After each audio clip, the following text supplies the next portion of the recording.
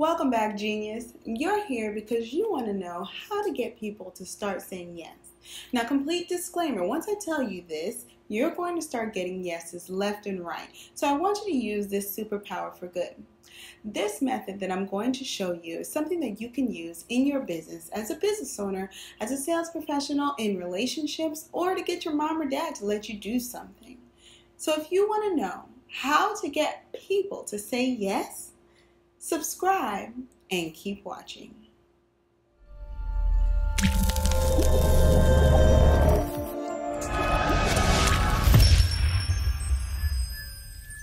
You're going to want to stay to the end because I have something special for you. So keep an eye out for that at the end of this video.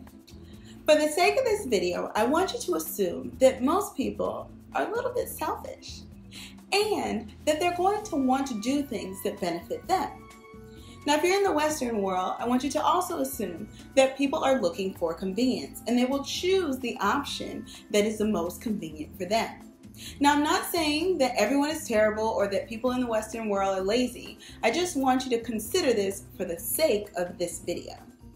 Also assume that the person is reasonable, intelligent, and thinking logically.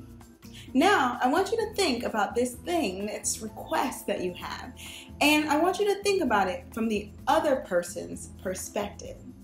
So here's an example I think we all can relate to. Think about a friend who's trying to lose weight. They're going to change the way that they eat. They've committed to meal prepping, exercising, and really investing into their wellness. Now I want you to think about inviting that same friend to a fried butter festival. I think we can all agree that that person is probably going to say no. I've done the research and I know who watches my videos, so I'm going to give you one example for small business owners and then I'll give you another example for real estate professionals, okay? Those of you who have a sales element in your business probably already know this tactic, and it's called stacking your yeses. This is building yeses in a series, in a sequence, so that by the time that you get to the question that is the most important, the person is already in a pattern of saying yes, so they just kind of say yes. So here's the example of having a cold call. For a business owner or a real estate sales professionals. Now, this is when you're going to communicate with someone for your business, maybe as a cold call or as a prospect, and you're going to ask them questions that you already know the answer is yes to. So before you get on the call, for example, you might find out exactly who owns the business, how long they've owned the business, what their name is, things like that. So then you'll ask those questions that you know there's a yes to. So, is your name John? Yes. Are you the business owner? Yes. Does your business known for being the #1 XYZ in the area? Yes. Would you be interested in knowing that your competition is also trying to do this? Yeah. Tell me a little bit more. And then you go for the kill. You ask for the appointment, right? So you'll say, well, I would love to stop by. I'm going to be in your area anyway. Can I meet with you on Thursday at 2 o'clock? And guess what? You will get a yes. I don't know the science behind it, but I know it works. Method number 1, stacking your yeses. Okay, my real estate professionals, one of the #1 low-hanging fruit for you are for sale by owner, right? So you have a home that's listed on the market and it's for sale by the person who's been living in that home previously. You can use this exact same tactic in order to get a listing presentation from that person. Again, before you start to ask any questions, you already know the answer. And you're stacking your yeses because you're asking questions that the answer has to be yes. For example, hey, are you the homeowner? Yes. Is your name John? Yes. Have you been living here for 10 years? Yes. Are you the one who's trying to sell the home, right? Yes.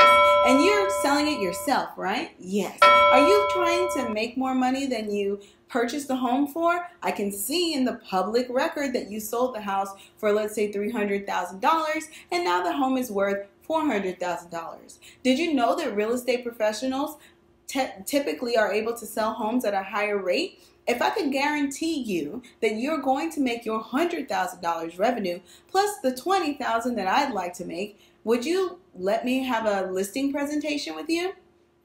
Yes. You see there? So you're just stacking your yeses, asking questions that you already know the answer is going to be yes to. I have one more example for you.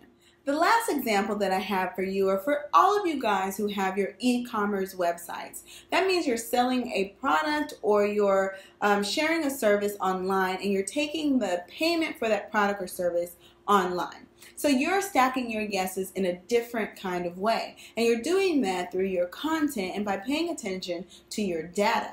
So a yes for you looks like being able to drive traffic. What are people paying attention to on your website? What are the posts that get the most likes on your social media? When you send out emails, what types of emails are getting the most interaction and replies? Those are your yeses, paying attention to your data.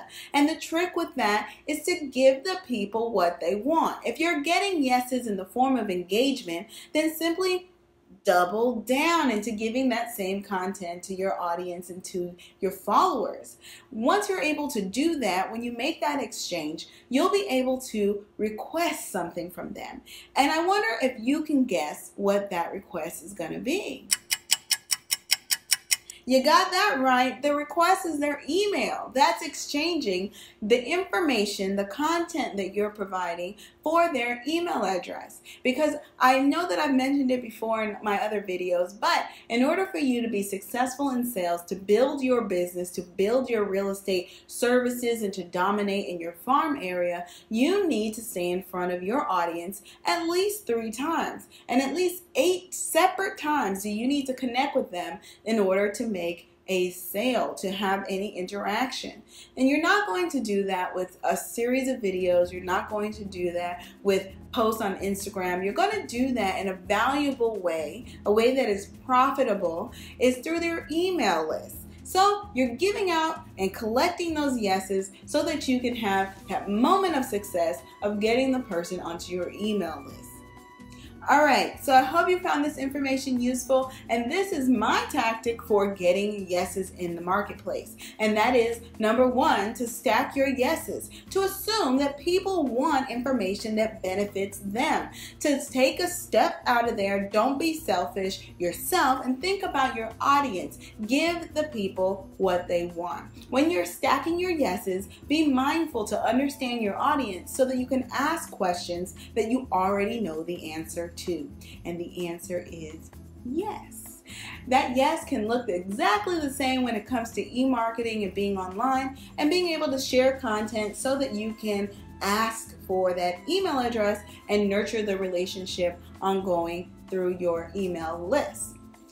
Thank you again so much for watching. I hope that you'll connect with me on my other social media, and I encourage you to subscribe because I'm going to be sharing more and more videos just like this one. If you'd like to take advantage and stayed here to the end, I want to say thank you through a nice little gesture.